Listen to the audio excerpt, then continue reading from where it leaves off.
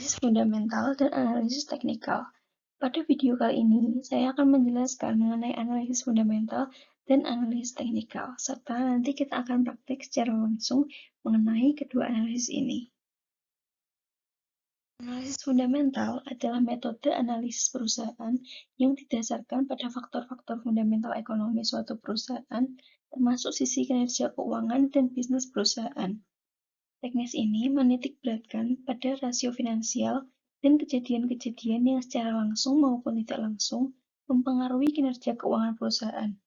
Sebagian pakar berpendapat teknik analisis fundamental lebih cocok untuk membuat keputusan dalam memilih saham perusahaan mana yang dibeli untuk jangka panjang.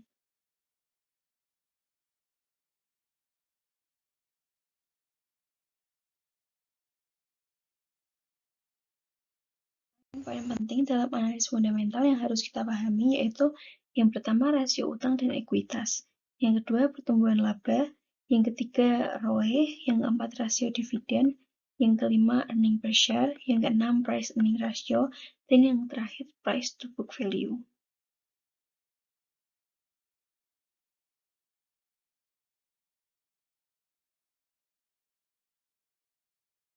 Analisa teknikal adalah dasar dari mempelajari pergerakan harga berdasarkan pola dan histori masa lalu, berdasarkan informasi pada grafik, sekaligus memberikan gambaran atau kemungkinan tentang pergerakan pasar di masa depan.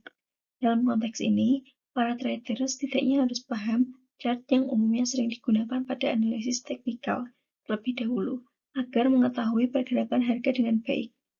Pada dasarnya, analisis teknikal lebih mengutamakan melihat ritme, aliran, dan tren aksi harga.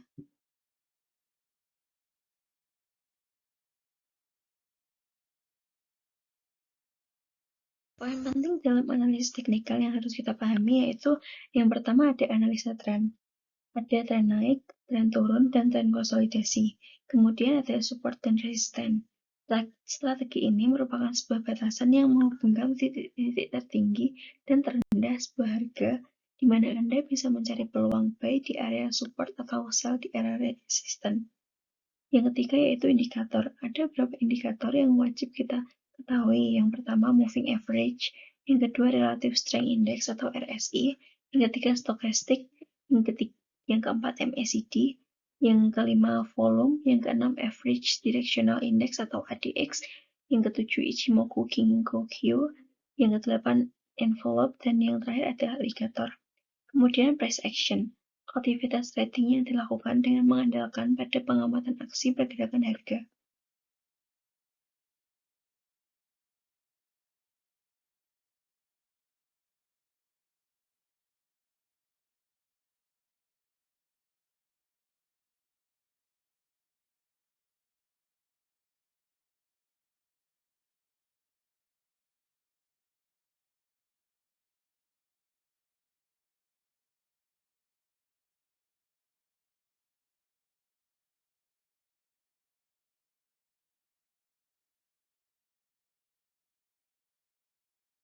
Selanjutnya, kita akan melakukan analisis fundamental dan teknikal pada saham PT Astra International Tbk atau ASII. PT Astra International Tbk didirikan di Jakarta pada tahun 1957 sebagai sebuah perusahaan perdagangan umum dengan nama Astra International Incorporated pada tahun 1990. Telah dilakukan perubahan nama menjadi PT Astra International Tbk dalam rangka penawaran umum perdana saham perseroan kepada masyarakat, yang dilanjutkan dengan pencatatan saham perseroan di Bursa Efek Indonesia dengan menggunakan tiker ASII.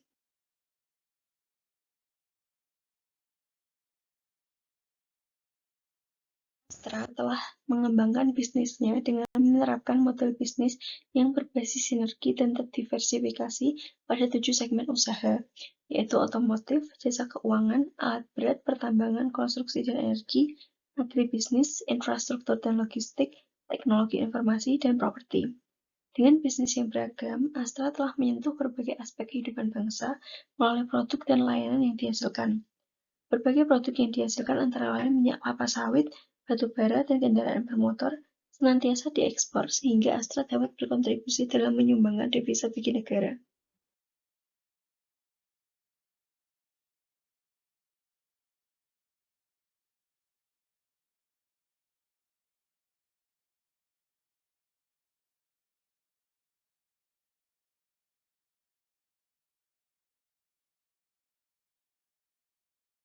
Pada grafik ini dapat dilihat bahwa pendapatan bersih ASII tertinggi pada tahun 2018, yaitu 239,205 miliar. Dan pada tahun 2020 mengalami penurunan menjadi 175,46 miliar dikarenakan adanya pandemi COVID-19. Namun pada tahun 2021 mengalami peningkatan pasar kembali, yaitu menjadi 233,485 miliar. Hal ini menunjukkan bahwa kinerja perusahaan baik. Total aset pada perusahaan ASII ini mengalami peningkatan pada tahun per tahun, walaupun pada tahun 2020 mengalami sedikit penurunan menjadi 338,203 miliar. Namun, pada tahun 2021 mengalami kenaikan kembali menjadi 337,311 miliar. Dan ini menunjukkan bahwa kinerja perusahaan membaik. Kemudian, dapat dilihat pada grafik bahwa margin laba bersih pada tahun 2017 hingga 2021 tetap, yaitu pada tingkat 11%, dan margin laba kotor mengalami peningkatan, yaitu pada tahun 2017 dan sampai 2019 tetap 21%, namun pada tahun 2020 dan 2021 meningkat menjadi 22%. Kemudian rasio profitabilitas ROA. Di sini terlihat bahwa tahun 2017 hingga 2019 ROA tetap yaitu 8%. Namun pada tahun 2020 ROA menurun menjadi 5% dikarenakan adanya pandemi COVID-19. Namun pada tahun 2021 karena adanya pelonggaran PSBB ROA mulai meningkat menjadi 7%. Nah, ROA sendiri menunjukkan bahwa perusahaan efisien dalam mengelola asetnya. Semakin tinggi ROA, kinerja perusahaan baik. Dan di sini dapat dilihat bahwa walaupun mengalami penurunan pada tahun 2020, pada tahun 2021 mengalami kenaikan lagi, sehingga menunjukkan bahwa kinerja perusahaan mulai membaik kembali akibat setelah COVID-19. Kemudian ROE. Pada grafik terlihat bahwa ROE tertinggi ada pada tahun 2018, yaitu pada tingkat 16%. Pada tahun 2020 mengalami penurunan tajam menjadi 10%. Namun kemudian pada tahun 2021 mengalami peningkatan kembali menjadi 12%. Nah, ROE sendiri menunjukkan bahwa perusahaan mempunyai kesehatan keuangan perusahaan yang baik, serta menunjukkan kemampuan perusahaan dalam menghasilkan laba dengan bermodalkan ekuitas yang sudah diinvestasikan pemegang saham. Semakin tinggi ROE, kinerja perusahaan baik.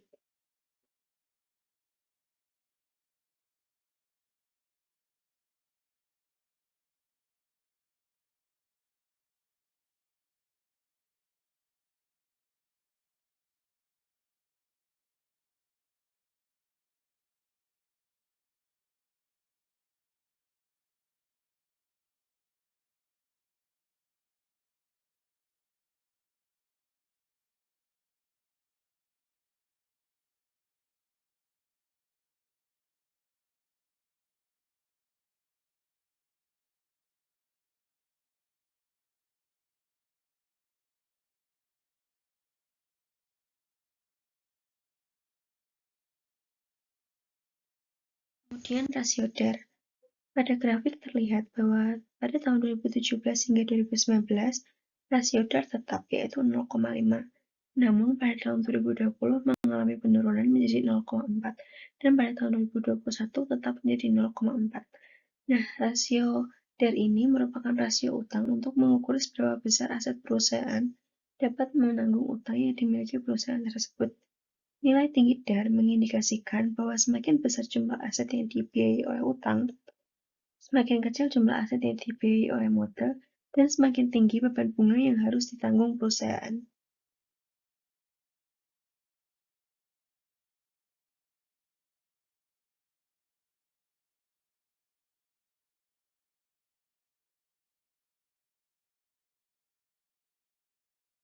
Kemudian rasio DER. Rasio DER yaitu rasio yang menunjukkan proporsi relatif antara ekuitas dan hutang yang digunakan untuk membiayai aset perusahaan. Semakin tinggi DER, diasumsikan bahwa perusahaan punya resiko yang tinggi terhadap likuiditas. Nah, pada grafik terlihat bahwa DER tertinggi ada pada tahun 2018, yaitu pada 1. Nah, DER pada angka 1 ini menunjukkan bahwa kondisi perusahaan dalam kategori sehat.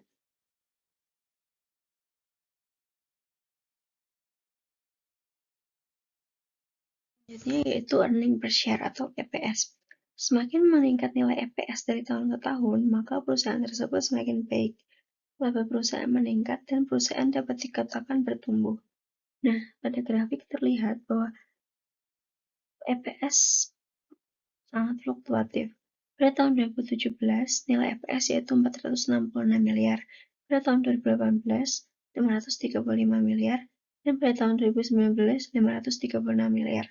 Pada tahun 2020, EPS mengalami penurunan menjadi 399 dikarenakan adanya pandemi.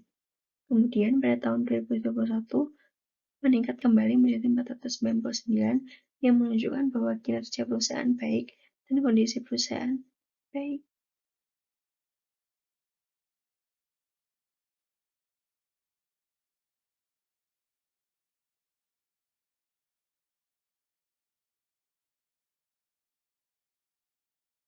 Dan yaitu analisis teknikal pada PT Astra International Tbk atau ASII. Di sini saya menggunakan periode 20. MA20 terlihat bahwa kondisi saham perusahaan sedang uptrend karena berada di atas garis MA.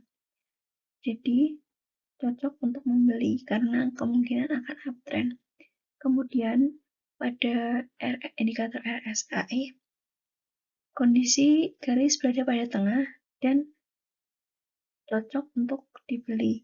Kemudian pada stokastik juga sama, garis berada pada tengah dan ini cocok untuk dibeli karena menunjukkan bahwa harga tidak rendah dan tidak terlalu tinggi. Jadi pada saat ini adalah saat yang tepat untuk kalian membeli saham ini.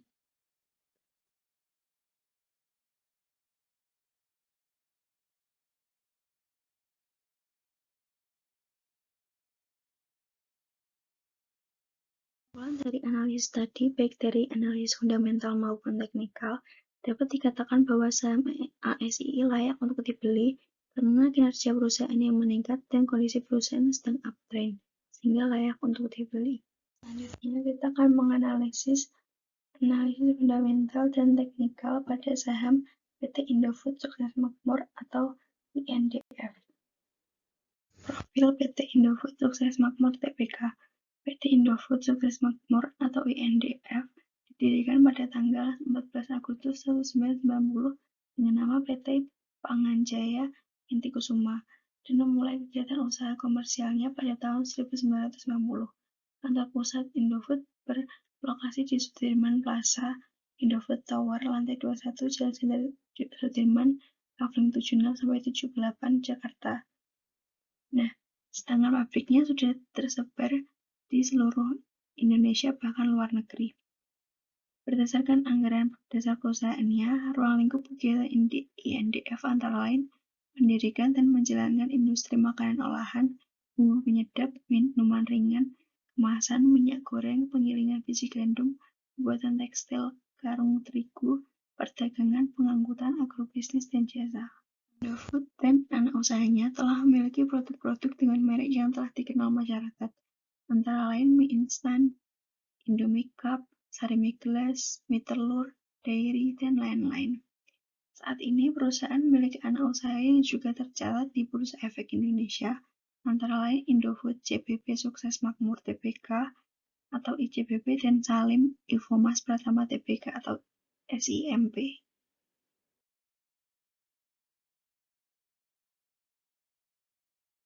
Pendapatan bersih ICBP. Di sini terlihat bahwa pada tahun 2018 hingga 2021 pendapatan bersih terus meningkat. Walaupun diterpa pandemi pada tahun 2019 dan 2020, tetap ICBP mengalami peningkatan.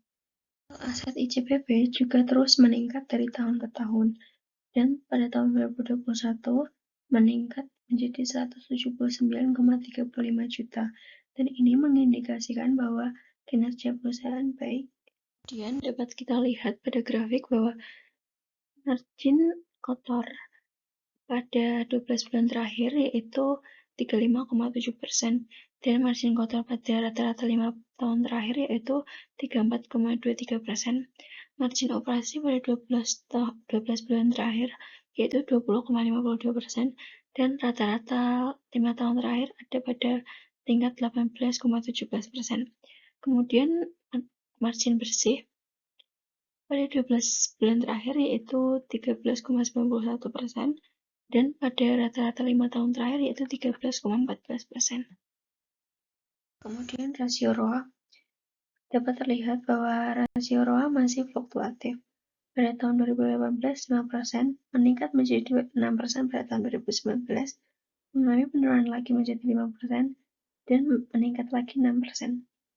Dan ROA sendiri menunjukkan bahwa perusahaan efisien dalam mengolah asetnya. Semakin tinggi ROA, kinerja perusahaan baik. Dan pada tahun 2021 ini, kinerja perusahaan membaik karena berada pada tingkat 6%.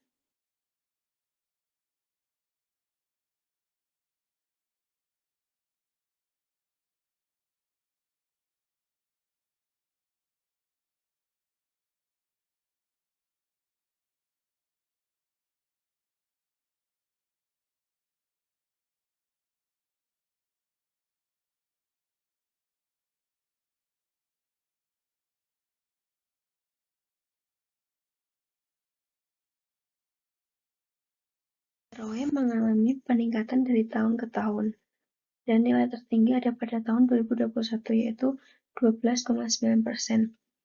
Nah, ROE sendiri menunjukkan bahwa perusahaan punya kesehatan keuangan yang baik, serta menunjukkan kemampuan perusahaan dalam menghasilkan laba dengan bermodalkan ekuitas yang sudah diinvestasikan pemegang saham. Semakin tinggi ROE, kinerja perusahaan baik, dan dapat terlihat bahwa peningkatan ROE ini menunjukkan kinerja perusahaan yang baik.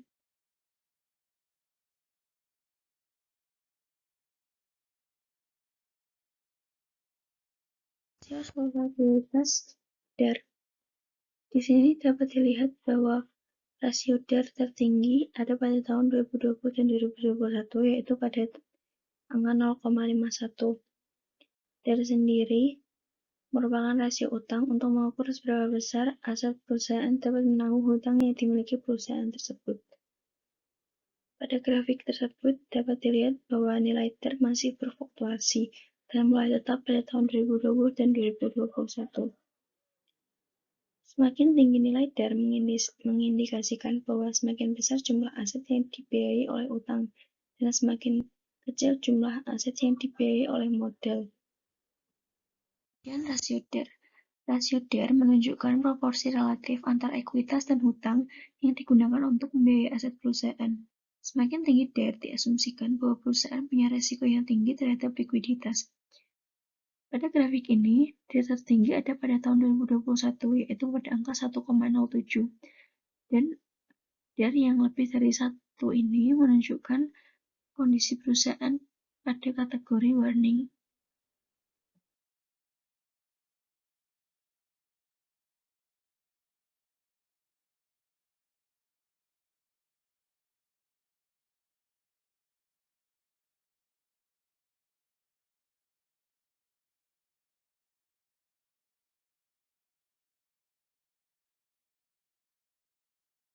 Kemudian earning per share. Semakin tinggi nilai EPS dari tahun ke tahun, maka perusahaan tersebut semakin baik karena laba perusahaan meningkat, serta perusahaan dapat dikatakan bertumbuh. Nah, EPS pada saham INDF ini dapat dilihat bahwa semakin dari tahun ke tahun semakin meningkat, dan nilai tertinggi ada pada tahun 2021 yaitu 850 juta. Nah, ini mengindikasikan bahwa kinerja perusahaan baik dan saham layak untuk dibeli.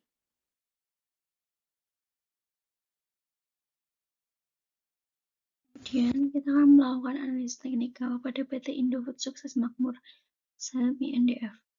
Nah, di sini saya menggunakan indikator MA atau Moving Average pada 20. Terlihat bahwa grafik saham INDF sedang uptrend. Terlihat grafik berada di atas garis MA. Dan ini cocok untuk dibeli. Kemudian pada indikator RSI juga menunjukkan bahwa grafik berada di tengah, dan ini adalah saat yang tepat untuk membeli karena nilai berada di tengah dan tidak terlalu tinggi ataupun terlalu rendah. Pada indikator stokastik juga sama. Grafik berada pada tengah garis sehingga menunjukkan bahwa ini adalah saat yang paling tepat untuk membeli saham ini, dikarenakan harganya tidak terlalu tinggi maupun terlalu rendah, dan sangat cocok sekali untuk membeli saham ini karena kondisinya juga sedang uptrend. Kesimpulan dari analisis tadi, baik dari analisis fundamental maupun teknikal, dapat dikatakan bahwa saham INDF layak untuk dibeli karena kinerja perusahaan yang meningkat dan baik, dan kondisi perusahaan sedang uptrend, sehingga saham perusahaan ini wajib untuk dibeli.